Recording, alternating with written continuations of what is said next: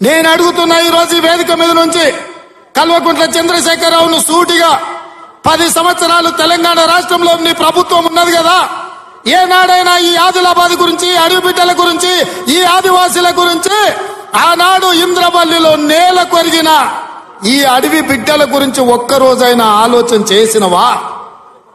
ఈ కుటుంబాలను ఆదుకోవాలి, ఈ కుటుంబాల ఆత్మ గౌరవం నిలబెట్టాలి అని ఏ రోజైనా నీ మంత్రివర్గంలో చర్చించడమా అని నేను అడుగుతున్నా.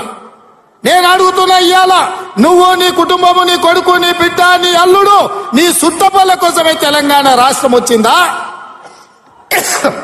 లేకపోతే ఈ ఆదివాసి బిడ్డల కోసం, ఈ బలహీన వర్గాల కోసం తెలంగాణ రాష్ట్రం సోనియమ్మ ఇచ్చిందా అని చెప్పి నేను సూటిగా ప్రశ్నిస్తున్నా. ఇవాళ ఈ వేదిక మీద నుంచి సూటిగా టీఆర్ఎస్ నాయకులకు నేను చెప్పదలుచుకున్నా, తెలంగాణ ప్రజలు 10 సంవత్సరాల మీ దుర్గమార్గమైన పాలనను, ఈ తెలంగాణ రాష్ట్రాన్ని చెరుకు తోటల్లో అడవి పందులు ఏ విధంగా అయితే విధ్వంసం చేస్తాయో, ఈ తెలంగాణ రాష్ట్రం మీద మీరు, మీ కుటుంబ సభ్యులు, మీ పార్టీలు పడి దోసుక తిని కొల్లగొట్టి విధ్వంసం చేసి ఈ తెలంగాణ రాష్ట్రాన్ని విధ్వంస రాష్ట్రంగా మాకు అప్పజెప్పినరు. 7 లక్షల కోట్ల రూపాయల అప్పులు తెచ్చిండ్రు. మరి 7 లక్షల కోట్ల రూపాయల అప్పులు తెచ్చిన మీరు ఆనాడు మేము కట్టిన కడెం ప్రాజెక్టు కూలిపోతుంటే మరమ్మతులు చేసిండ్రా? ఈ ప్రాంతంలో సదర్మాటు ప్రాజెక్టు కట్టాలి అని అంటే సదర్మాటుకి ఏమన్నా నిధులు ఇచ్చిండ్రా? ఈ ప్రాంతంలో అడవి బిడ్డలుండే గూడాలకు రోడ్లైనా వేసిండ్రా? ఈ అడవి బిడ్డలకు మిషన్ భగీరథ పేరు మీద 40,000 కోట్ల రూపాయలు దోసుక తిన్నారు. తాగడానికి మంచినీళ్ళు ఇచ్చిండ్రా?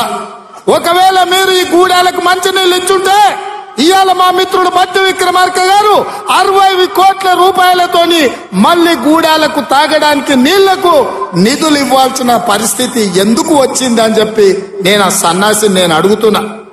నిజంగా నేను అభివృద్ధి చేస్తే నాగోబా గుడికి 7 కోట్ల రూపాయలతోటి ఈ రోజు మేము కార్యక్రమాలు తీసుకోవాల్సిన పరిస్థితి ఉంటుండేనా? ఇవాళ గూడాలకు, రోడ్లు లేని ప్రాంతాలకు 27-28 కోట్ల రూపాయలతోటి ఇవాళ రోడ్లు వేసే అవకాశం మాకు వస్తుండేనా?